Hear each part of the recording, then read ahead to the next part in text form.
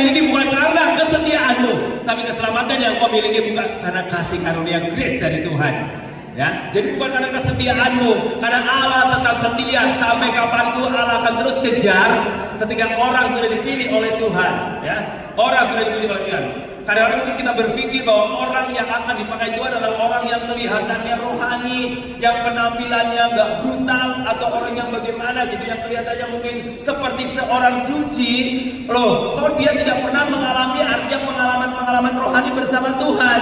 Saudara, bahwa Tuhan tidak pernah terpukau dengan performance atau penampilan yang kita tampilkan, tapi Tuhan melihat isi hati kita.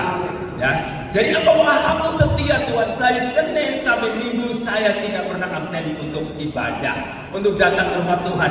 Nah, unsur kesetiaan itu bukan hanya dituju pada rajinnya saudara ibadah, karena saudara ibadah itu kan kebutuhan kita dengan Tuhan. Ya, ibadah itu kebutuhan kita dengan Tuhan. Nah, kadang-kadang kita ibadah bisa juga menipu bahwa seperti wajah kita ibadah, ya, tubuh kita ibadah di tempat ini, tapi hati kita jauh dari Tuhan.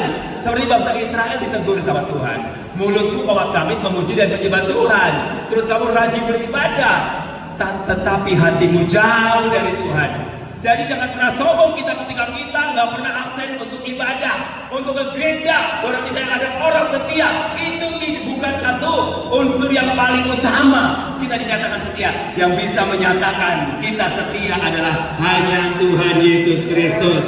Makanya ketika kita setia, the last call, panggilan terakhir, ya, panggilan terakhir, dan ketika kita setia, maka kita akan masuk di dalam tahtanya.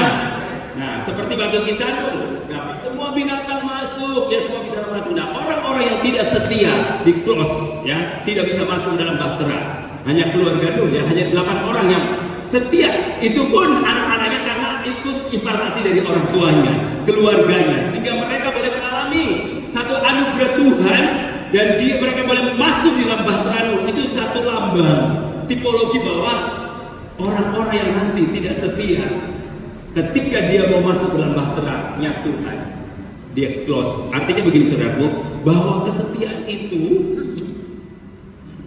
harus ada dimiliki oleh kita. Apa arti setia? Setia itu artinya bahwa konsisten dan tidak terpengaruh